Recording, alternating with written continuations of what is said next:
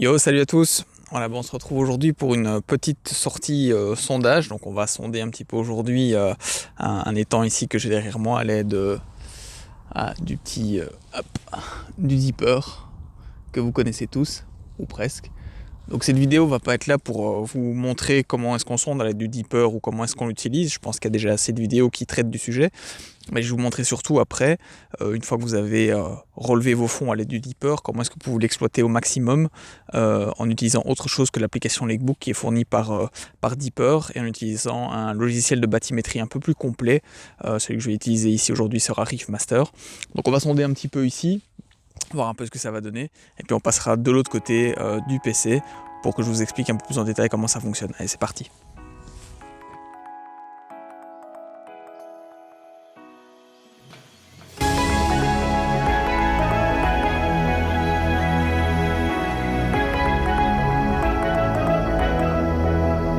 Donc on se retrouve maintenant pour cette deuxième partie sur l'ordinateur et on va voir comment est-ce qu'on peut récupérer facilement les données que l'on a enregistrées donc à l'aide de son Deeper pour pouvoir les utiliser dans le logiciel Reefmaster. Donc on se retrouve sur Lakebook. Donc Lakebook c'est l'outil qui est fourni par Deeper afin de...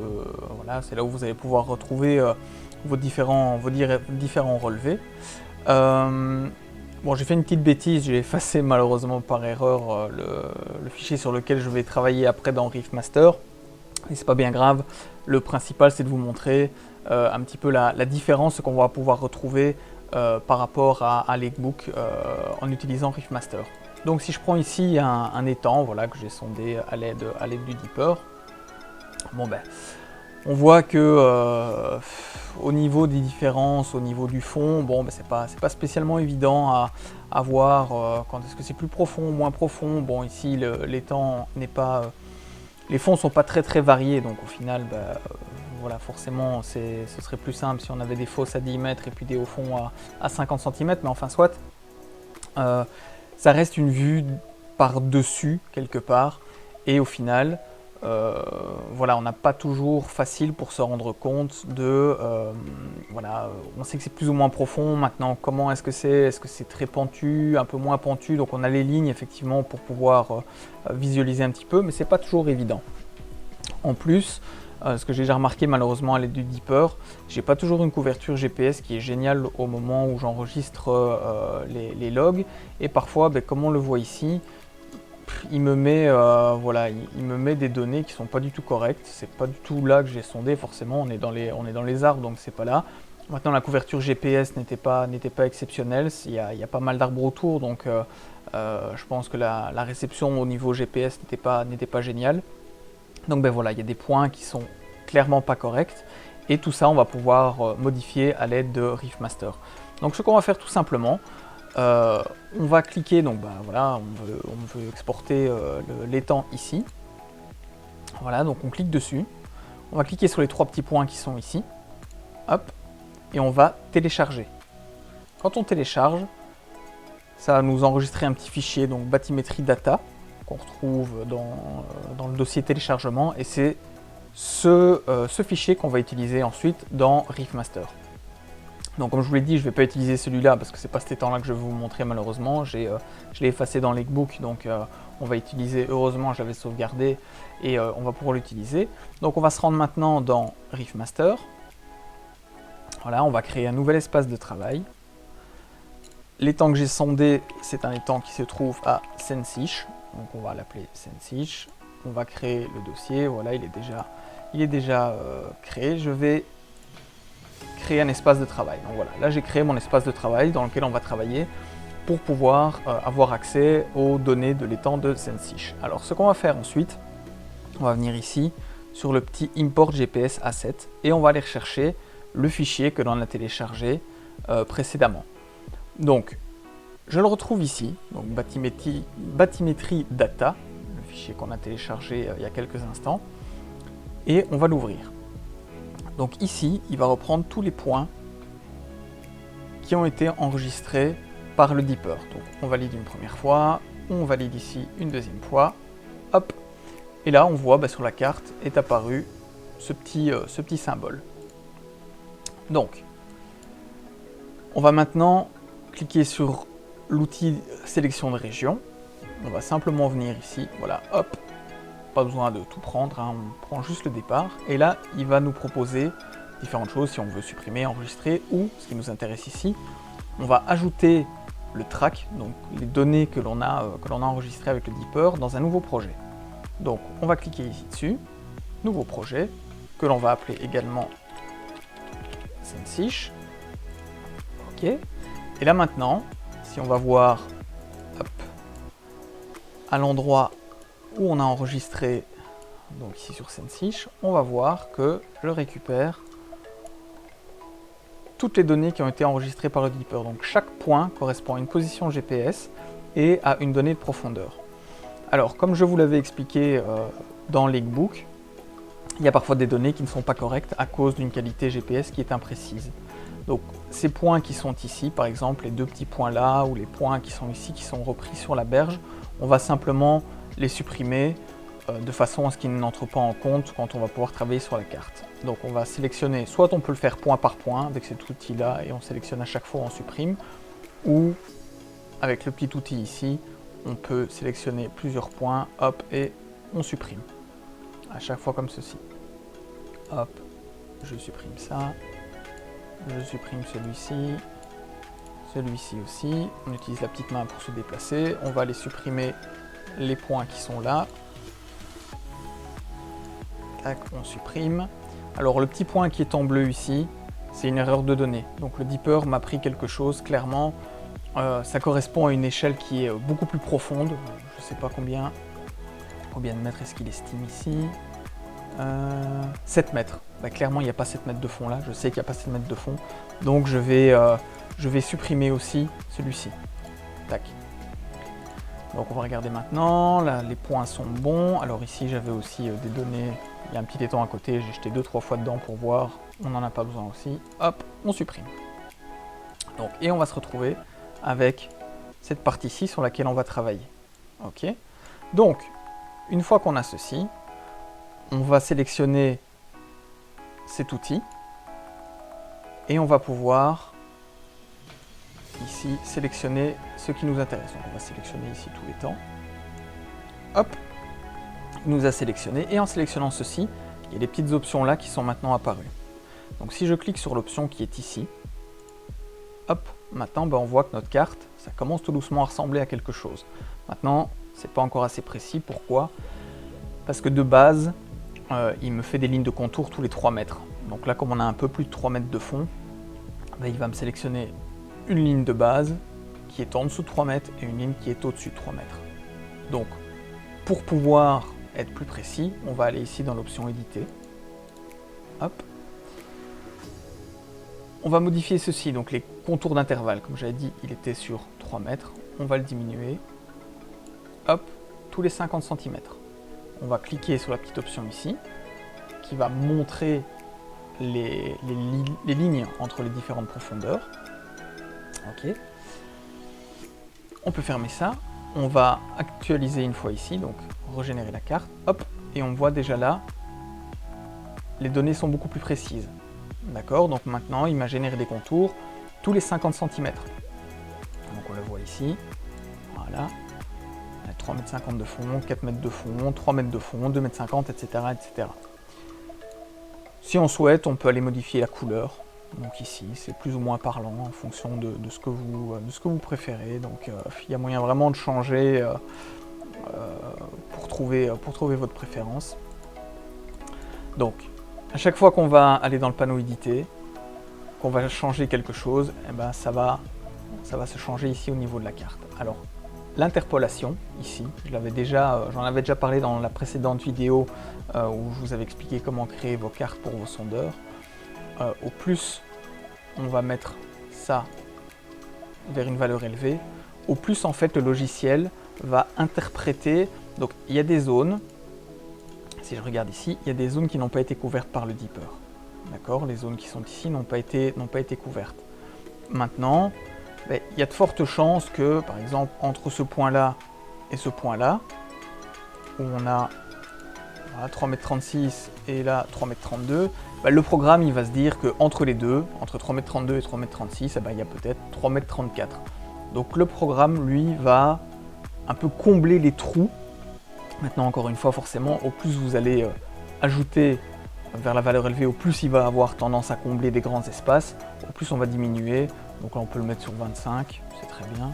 Hop, on va actualiser. Donc lui va un petit peu voilà, combler les trous là où vous n'avez pas sondé avec votre dipper. Savoir au plus vous allez sonder, forcément, au plus vous allez être précis. Donc on a déjà une carte qui, de base, est déjà quand même un petit peu plus propre et un petit peu plus facile à lire avec les différences de couleurs et la précision que les cartes que l'on a à disposition sur Lakebook, hein, qui sont au final voilà, relativement basiques. Donc, on revient ici dessus. Maintenant, ce qui est... donc au niveau des avantages d'utiliser Riffmaster, donc à savoir il existe une version gratuite, une version d'essai de 14 ou 21 jours, je ne sais plus exactement, de Riffmaster, qui va vous permettre de tester un petit peu tout ça, si vous ne savez pas. Donc le programme est quand même payant, de mémoire c'est aux alentours de 150 € plus ou moins pour le programme. Donc si vous ne savez pas si ça vaut la peine, vous pouvez télécharger une version gratuite et voilà, vous pourrez un petit peu essayer. Elle n'est pas limitée au niveau des options, elle est juste limitée dans le temps à 14 ou 21 jours. Donc au niveau des avantages d'utiliser Riffmaster plutôt que Lakebook, admettons que vous ayez sur cet étang par exemple, voilà, vous allez à 3 potes. Il y a un de vos amis qui va sonder la partie ici, vous allez sonder la partie du milieu, et le dernier des amis va sonder la petite partie ici à droite. Chacun via son application Lakebook, vous allez uploader quelque part juste la partie que vous avez sondée. Par contre, en téléchargeant les 3 fichiers finalement dans Lakebook, donc de façon indépendante, ceux de vos potes et le vôtre, vous allez pouvoir importer dans Riffmaster plusieurs fichiers.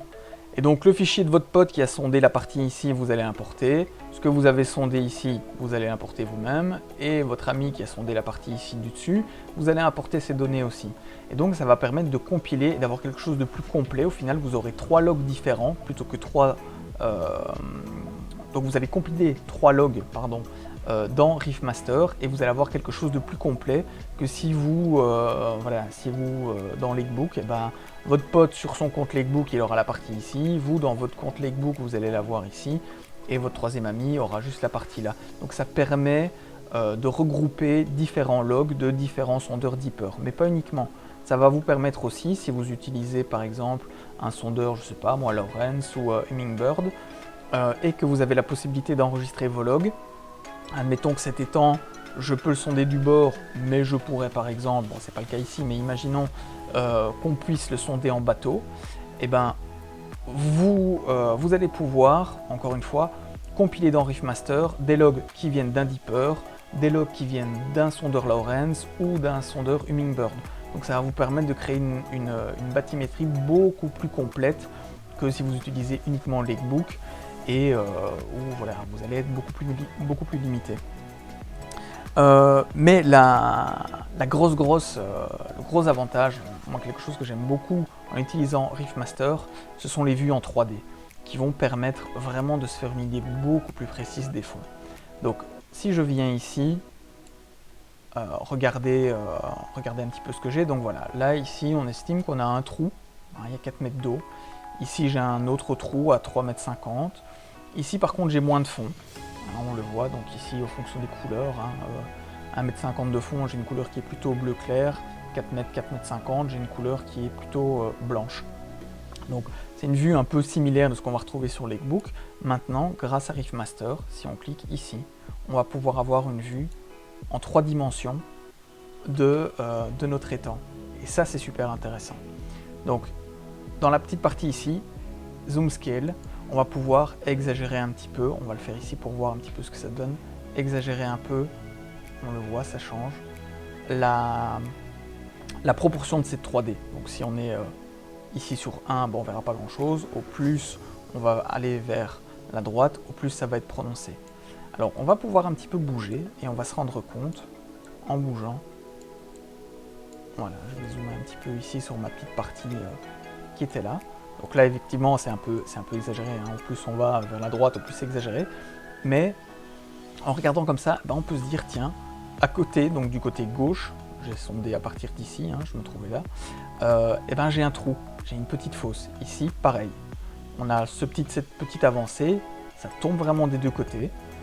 Et en bougeant, on peut vraiment se rendre compte beaucoup plus facilement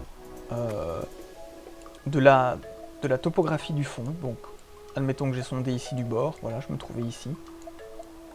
On va un petit peu dézoomer, voilà. On va un peu moins exagérer ici l'échelle. Voilà, j'ai sondé du bord, je me trouvais ici quand j'ai sondé. Je sais que sur ma gauche, j'ai vraiment un haut fond qui est ici. Inversement là, ça va creuser, je vais tomber à plus de 4 mètres.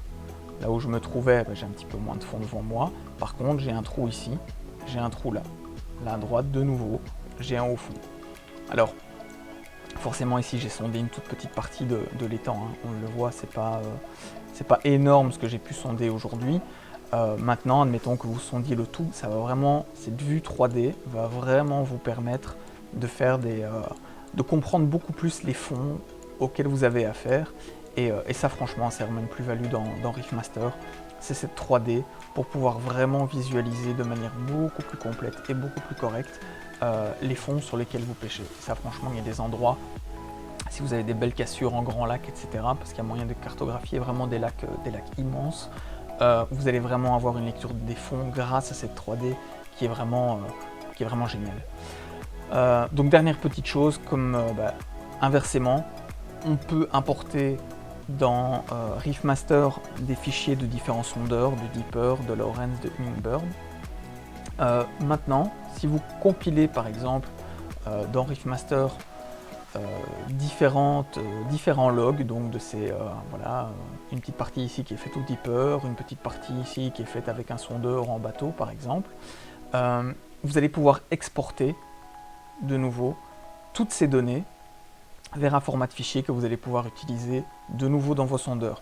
Ça fonctionne malheureusement pas, je pense, avec Deeper, mais vous pouvez exporter votre cartographie quelque part pour votre sondeur Lowrance ou pour votre sondeur Hummingbird. Donc ça vous permet d'avoir votre cartographie dans votre sondeur à bord de votre bateau. Donc ça aussi c'est quelque chose qui est vraiment pas mal. Donc voilà, j'espère que cette petite vidéo et ces explications sur l'utilisation de Riffmaster et de comment booster un petit peu vos données Deeper vous aura plu. Donc je pense que ce sera une des dernières vidéos tuto avant de nous retrouver au bord de l'eau. Donc voilà, n'hésitez pas à me laisser vos remarques en commentaire. Si vous avez des questions, j'essaierai d'y répondre le plus précisément possible. Et puis je vous dis à bientôt sur la page YouTube de Mon Carnet de Pêche. Ciao ciao.